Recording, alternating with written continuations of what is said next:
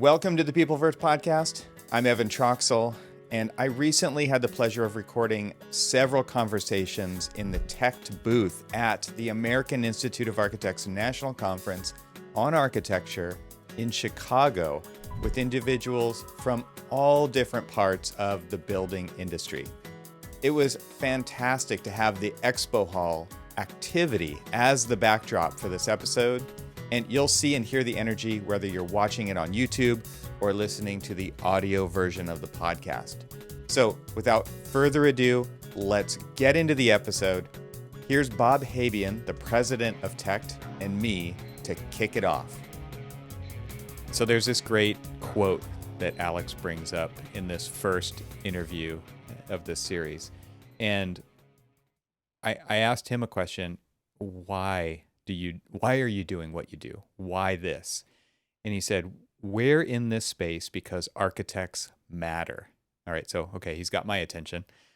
He says, they carry the vision for a facility from the very beginning. And we know that by working with them, partnering and listening, that we're enabled to create products to really promote their vision in their projects more effectively. And then he went on, and I don't want to spoil all of it. I think he has some more amazing things to say, but I just wanted to kind of get your reaction to me rereading that quote, kind of refamiliarizing you with the conversation that I had with Alex on the show floor. It's an interesting product category that I don't think about too often as an architect, but hearing his passion for the category. Yeah. And he almost spoke of the handsets and other things as having a bit of a personality. Yeah, right? He said the jewelry of the building. I think that's so interesting. Right. So it's really looking at door hardware differently than perhaps we have before. Yeah. You know, I'll occasionally look for a type of finish, a satin finish of this color, metal, or otherwise, but the idea of having a much richer character and a role that it plays in the experience more than just the architecture, right, I found pretty compelling.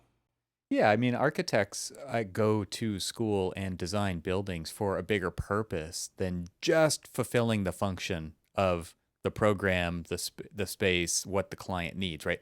Architecture with a capital A, even maybe architecture without a capital A, has something more working in that experience that you're talking about. And it's really interesting for me to hear that coming from a building product manufacturer, right? They're talking about enabling the vision of the architect and how these other things go beyond just delivering the building and those serving their function, but throughout the life of the building. He talked about using it to promote the facility and to serve its purpose beyond the first installation, right? Like that to me it's really refreshing, and I would not have expected that from a building product manufacturer. Right. And I know one of the comments in the interview that I'll leave as a cliffhanger, but there is a fascinating reference to door hardware that I have not yet in my career heard. And when I heard it in the interview, pretty shocking and exciting at the same time. Ooh. So I invite folks to listen closely for that zinger, and I think it'll stick with you.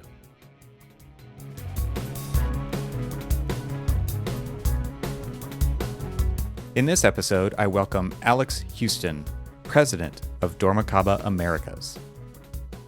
You sit at the top of a global manufacturing company. Can you tell us a little bit about it? Yeah, dormakaba is focused on solutions around access. Okay.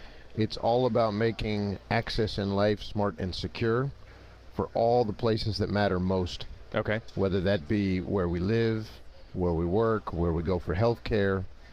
We aim to make those places inviting, accessible, but also to give confidence to the owners and occupants that they're secure and safe. So how does that translate into products? Well, we offer access automation solutions, so automatic doors, optical turnstiles, things that promote the flow and security of people. Okay.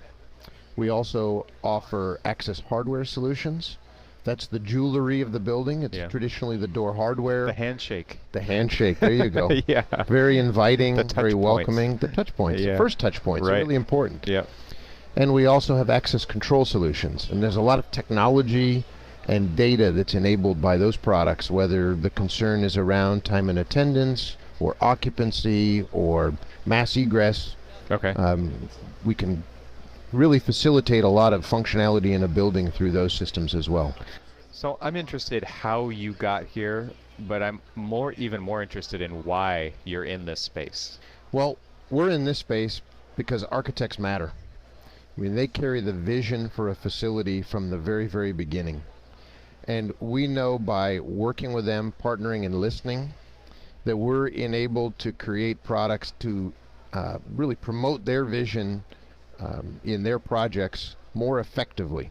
Rather than reaching the end and complying with standards or wishes or even legal requirements, we can really start at the beginning and promote a vision for what it's like to be welcomed by the building, to have the handshake, to promote the safe and secure environment in a way that's very specific to that project, that owner, that occupant, the purpose of the facility. Yeah.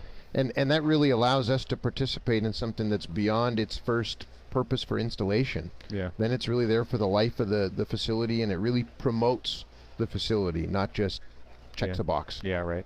So as a design professional and understanding that there are so many layers to building design, a successful project. Mhm.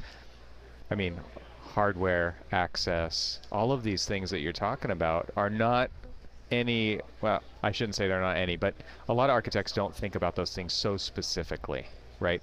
And so therefore, like, I want to be able to rely on somebody who can help me do that. So I'm wondering how you guys interface into that kind of a scenario, because I've got thousands of products and assemblies that I need to worry about at a general kind of orchestrator level. And I need to outsource my thinking on this stuff to somebody who totally gets it, like knows way more about it than I will ever know. So how do you guys see that kind of communication, that handshake? Well, we have an architectural solutions sales force, and they're equipped to provide all the specific knowledge by vertical use of the building, Mm-hmm. by jurisdiction, geographic location, by the type of aesthetic and flow we want to promote in a facility. Mm-hmm. And so they can come alongside an architect, understand the overall vision for a facility, and then when it comes to specific codes, requirements, norms, standards, just good practices. And that stuff that changes all the time that Oh, I might not be aware of, right? Absolutely. Yeah, because I didn't do a healthcare project last. I did a K-12 school, right? And the compliance is going to be different. The Oh yeah. codes are- Our architectural solutions force is vertical specific. They live in those verticals. Yeah. And oftentimes they have a very relevant background, whether it be airports or healthcare, hospitality.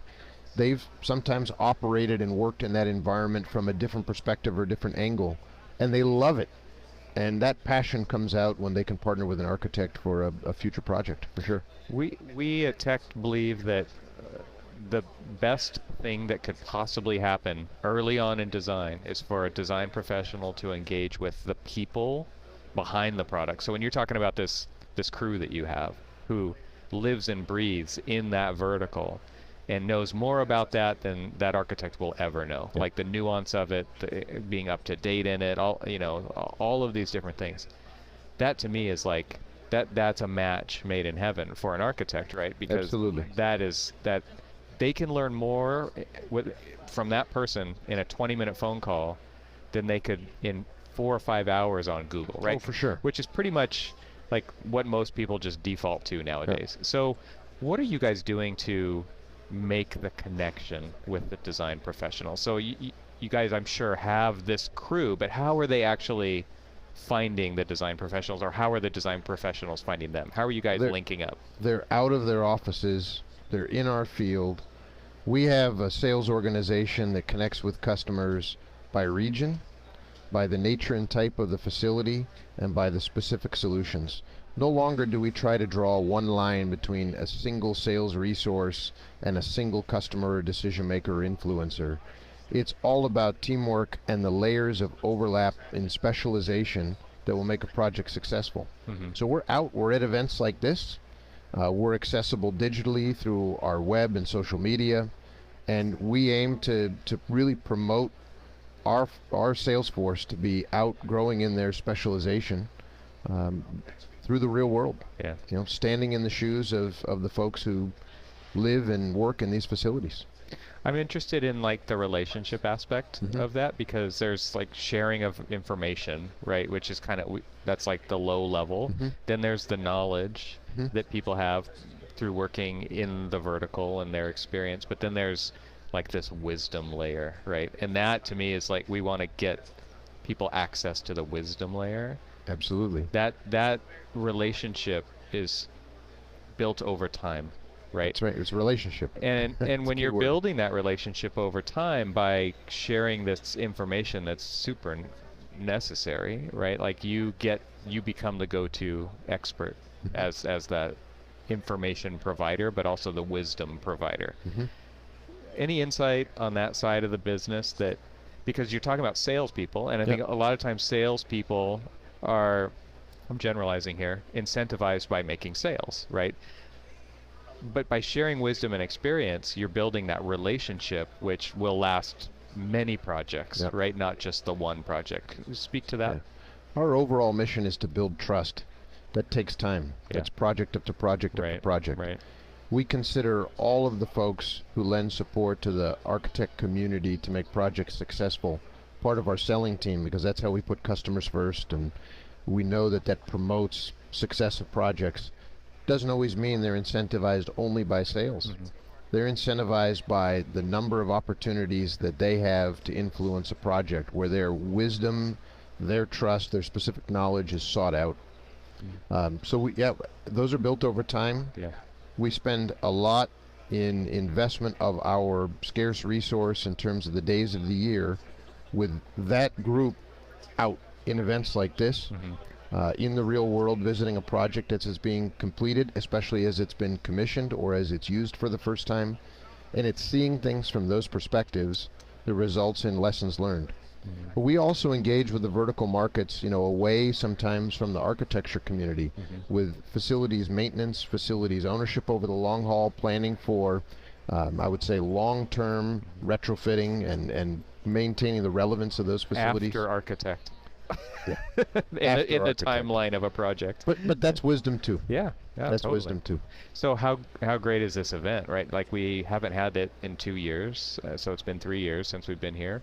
I'm just wondering, with the impact of the pandemic and not being able to do things like this and not being able to get into architects' offices and various parts of the country, I'm sure that's been a challenge. I think it's like many things. The impact on the face-to-face traditional relationships has been significant. People were excited to have those back, but at the same time, we all found a way that life would continue. Right. And I think things come back to a balance. And forever that balance will be a little different than it was. Right. That's okay. Yeah. That's okay. But I do notice people are really glad to see each other again. Yeah, absolutely. And that's to appreciate a show like this rather than to see it as a travel burden or, my gosh, has it been a year already? I'm surprised it came up quickly. Right.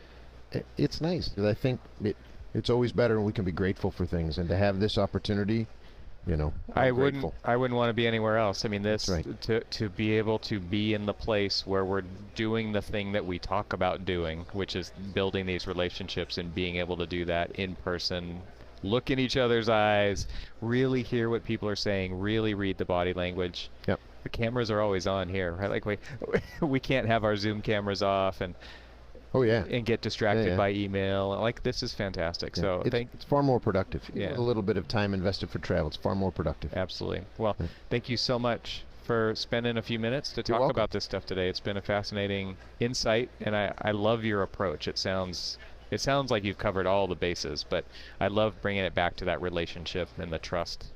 That's really kind of our sweet spot as well. Thank you. Appreciate the opportunity to share a little bit about dormakaba. Hey, before you go, can you do one thing for me? Hit the like button. It really does help us in the YouTube universe. Watching all the way to the end is probably even more helpful, so thank you for that too.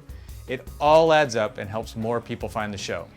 These are great ways for you to help spread the word and contribute to the Peopleverse. If you want to help the channel even more, please subscribe and use that red button right down there and turn on the notification bell so that you'll know exactly when the next episode comes out. It's completely free to do so. And finally, do you have something to add to this conversation? If you do, leave a comment. I read all of them. I can't wait to share the next conversation with you. So until then, see you soon.